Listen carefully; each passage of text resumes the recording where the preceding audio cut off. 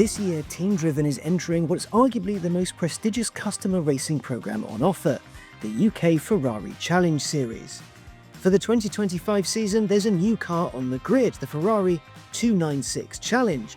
The 296 is by far the fastest, most powerful and most driver-focused challenge car ever, and it's what John Marcar, Driven's editor-in-chief, voice on the podcast and face on the YouTube channel, will be driving. While John is no stranger to fast cars, his experience in the driver's seat of a competitive racing series is limited. In fact, that's putting it lightly. John has never raced competitively in his life. Fortunately, he'll be coached by Lacey, who, as well as being a voice and face for Driven, fills much of his diary as a professional racing driver all over the world. In this new series, we'll be diving into the deep end of gentleman racing and finding out what makes a 296 Challenge tick. We join John and Miles at Silverstone as the pair drive the car for the first time. My name is Miles Lacey and I'm the in-house racing driver for Driven, and this year I'll be coaching John in his first year racing in Ferrari Challenge, specifically in the 296. We don't want to be sat there going, well, it's left here and it's right here. You know, we want to know where everything is, so the simulator is going to be massively important.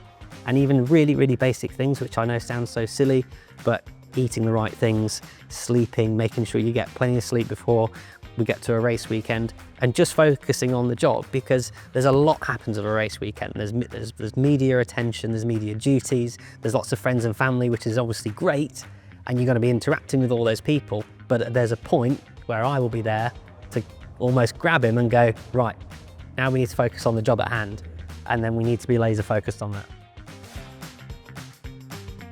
How am I feeling this morning? I'm feeling a good, I'd say 50-50 balance of very excited. There's a bit of trepidation, I'm a bit nervous. I think I'm okay to be nervous. Today is a test day, so it's exactly that. It's an opportunity to get to know the car.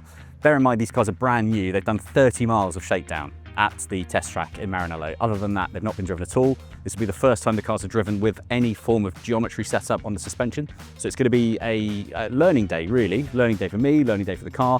For Miles, of course, who's going to be my driver coach, he's going to be driving the car first. I'm looking forward to this. I am nervous, but I'm looking forward to it. Today's going to be a good day. And by the end of today, I think I'll be a lot happier than I am now. All the nerves will be gone. I'm going to go and get changed now.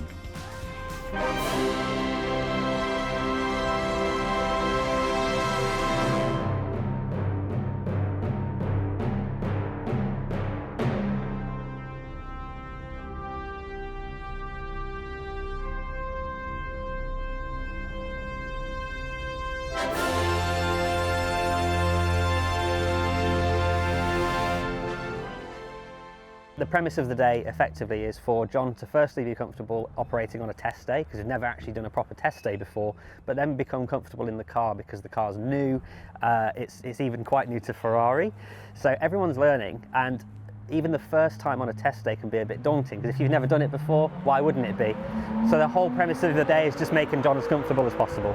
The role of the pro or the coach in this situation is because it's kind of twofold. Not only am I there to support John, but I can also impart some of my knowledge on the vehicle itself and work with the engineer. So I first go out before John even steps foot in the car and just see if everything's working. We call it a quick shakedown, make sure there's no fluids leaking, make sure everything's operational. We're not actually pushing, and we come straight back in, make sure that the engineer's happy the car's functioning and performing correctly, at which point we can think about swapping John into the car. Not that he's not capable of it, but it's a much easier and quicker process for someone with a bit more experience to get in and go, yeah, everything feels okay. But as you can hear, some cars are heading out already for the shakedown, which is great. But yeah, it's effectively that. I want to come in, make sure everything's good in an ideal situation, tick the box for the car, and I can hand it over to John.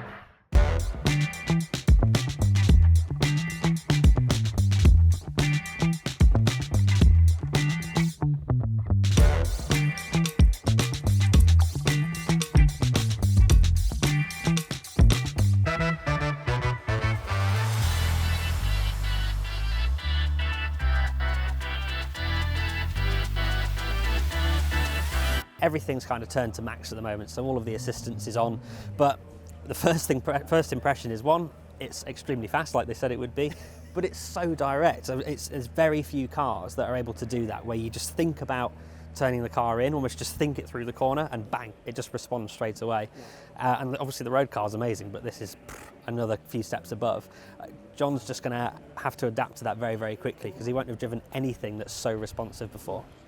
First session together in the car, which in fact, in all the years John and I have known each other, we've never actually sat in a car together, ever. And we thought the first time to do it, the most sensible thing would be to drive a £500,000 race car.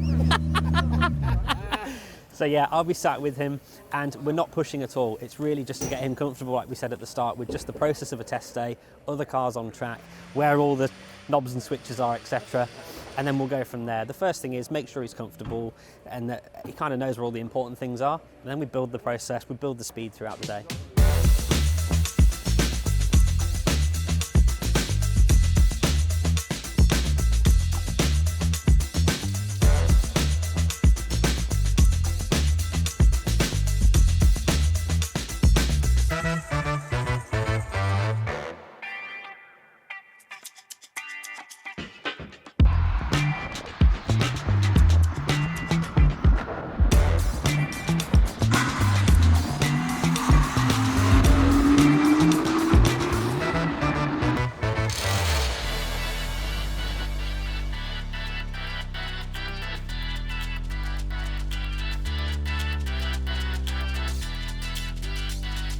What was that like? Hopefully my face tells a bit of a story. There's a fizz that sort of feels like it starts at the crown of my head and sort of goes all the way through. It is such an incredible thing to drive. The car feels so intuitive. It's very forgiving. You can really lean on the brakes. The brakes are just incredible. It's been quite nice having Miles Lacey beside me, talking me through just sort of tidying up lines and things. But even at the points where you feel like you might have got something wrong, sometimes you think, oh, maybe I'm a bit late into the braking point here. You just hammer on those brakes and it does wonderful things. And obviously there's a lot for me to learn today. I'm driving on slicks properly for the first time ever. I'm driving a downforce car properly for the first time ever. There's a bizarre sensation of carrying speed through a corner, which you know that if you go too slow, it's not going to work. The faster you go, you've got this almost like a hand, the hand of God pushing down, the race car God pushing you down. Through turn one on National Straight here, you can feel it there. The car feels almost like it hunkers, it gets a little bit heavier. And that is just air, And I think it's something wild, like 890 kilos of downforce at 155 miles an hour on these things. So it is substantial. Because the car gives you so much feedback and so much confidence that, yeah, as I say, I don't feel like I'm clever enough or well informed enough to give you a proper breakdown of what the downforce is doing, but I know that it's there. Right. In the same way that I know that I can lean on the brakes if I've gone in a bit too late. There was a moment into turn one here where I was a bit late on the braking point. John has kind of hit the nail on the head there, because we're learning a new car. John knows the circuit reasonably well. We did spend some time on the simulator before we got here, didn't we? Yeah. Just to get those lines kind of a bit more hammered into your sort of subconscious, really. So we don't have to think about the circuit as much. We can actually just focus on the business of driving the car today, rather than having to spend hours and hours learning the track. So that's where today's focus is completely. It's all about learning the car. In terms of where we've got to already, there was even the first few laps. You know, you're trying to get used to something that is completely alien to what you've driven before. Yeah. Not one in terms of speed, because it certainly is the fastest thing you've probably driven ever. Yeah, I think it is. But the nuances of how a race car responds versus a road car. Even you've driven the fastest road car in the world, it's still nothing like a race car. Yeah, there's a lot of that. It's learning how to be fast, but also learning how to deal with the hardware that you've got, and learning what's going to happen next if you fly through one section rapidly fast, and as you say, the first time in anything of this pace, anything as engaging, I've driven nothing compares, and I've driven some sensational road cars, nothing compares to this in terms of engagement. In terms of the driver assist and things though, isn't it? That's an interesting point, because of course the car does have traction control. It's got adjustable ABS and traction control. At the moment we've got it on quite a safe setting, which I think is obviously the best thing to do, and you can feel it, can't you, through certain sections after our affectionately named corners Shit 1 and Shit 2. I can't remember what their actual name is, but that's just what we're calling it, because they are a bit shit. You come out of that section onto that's the hangar straight. Out of Shit 1, Shit 2, and then onto the Wellington straight. Wellington, it's the Wellington, it's the Beef Wellington straight. I can feel, and you see it in your peripheral vision. The traction control is just giving you a little, I'm here, and I've got this.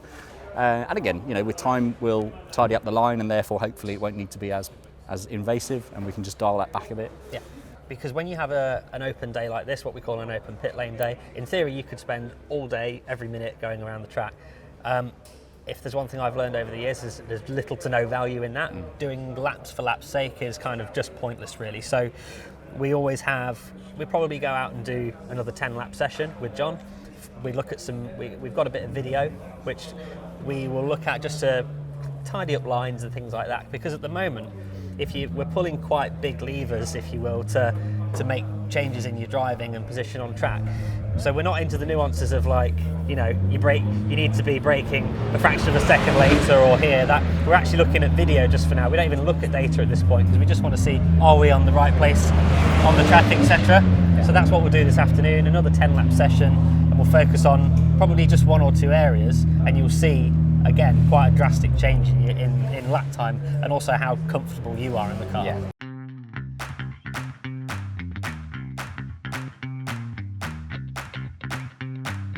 If I'm brutally honest, in terms of objectives for the season, we always try and set the bar low, and it's not because I don't think John can achieve it, but if we go, right, if I say to you, John, by the end of this season I want you to be qualifying P1 every race and on the podium every race, it's actually quite unrealistic.